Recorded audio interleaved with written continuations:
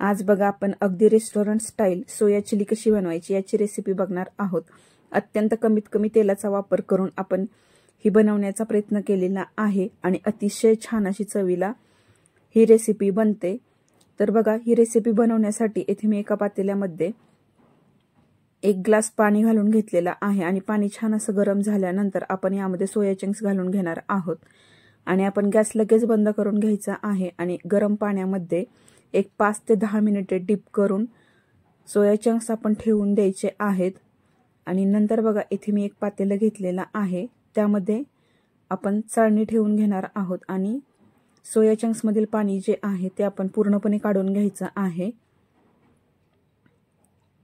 बघा मी इथे पूर्ण पाणी काढून घेतलेलं आहे। नंतर आपण यावरती लगेच थंड पाणी घालून घेणार आहोत आणि हाताने आपण यामधील जर काही पाणी उरलेलं असेल तर ते प्रेस करून या पद्धतीने काढून घ्यायचं आहे।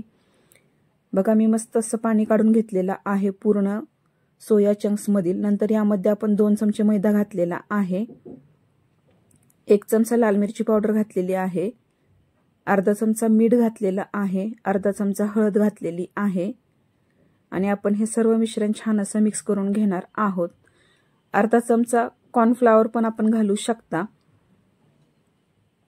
नंतर बघा छान असं आपण त्याला मॅरिनेट करून घेणार आहोत। येथे बघा एका गरम कढईमध्ये 1 चमचा तेल घालून घेतलेला आहे। नंतर आपण यामध्ये जे सोया चंक्स मॅरिनेट केलेले होते ते घालून घेणार आहोत आणि एकदम हलक्या हाताने परतून घेणार आहोत।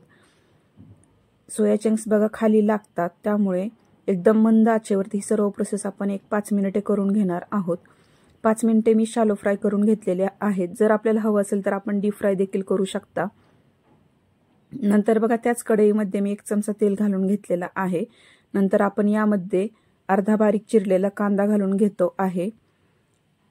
जर आपल्याला हवं असेल तर आपण स्लाइस मध्ये देखील कांद्याचे काप करू शकता। नंतर यामध्ये चिरलेले गाजर घातलेले आहे, अर्धी शिमला मिरची घातलेली आहे आणि अर्धा टोमॅटो घातलेला आहे। भाज्यांचं प्रमाण तुम्ही तुमच्या आवडीप्रमाणे कमी जास्त करू शकता। नंतर बघा श्रावणी घेवडा म्हणजेच फरसबी चे काही काप घातलेले आहेत आणि 1 हिरवी मिरची घातलेली आहे। हिरवी मिरची पूर्णपणे ऑप्शनल आहे, जर आपल्याला नसेल घालायची नाही घातली तरी देखील चालेल।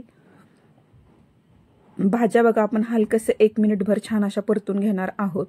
जास्त भाज्या शिजवायच्या नाहीयेत आपल्याला, फक्त हलक्याशा 1 मिनिटभर परतून घ्यायच्या आहेत। नंतर यामध्ये बघा 1 चमचा रेड चिली सॉस, 1 चमचा ग्रीन चिली सॉस आणि 1 चमचा टोमॅटो केचप मी घालून घेतलेलं आहे आणि आपण ते छान असं मिक्स करून घेणार आहोत। नंतर आपण यामध्ये सोया चंक्स घालून घेणार आहोत आणि यामध्येच आपण शेजवान चटणी देखील घालू शकतो। 2 चमचे शेजवान चटणी आपल्याला घालून घ्यायची आहे। बघा मस्त चटकदार अशी सोया चिली तयार झालेली आहे। अशाच नवनवीन रेसिपीसाठी कोमल्स किचनला सबस्क्राइब करा, लाईक करा, फॉलो करा। तसेच आपल्या होम एंटरटेनमेंट इंटरेस्टिंग या इंस्टाग्राम आयडीला फॉलो करायला विसरू नका। अतिशय हेल्दी अशी रेसिपी आहे, सो नक्की ट्राय करा।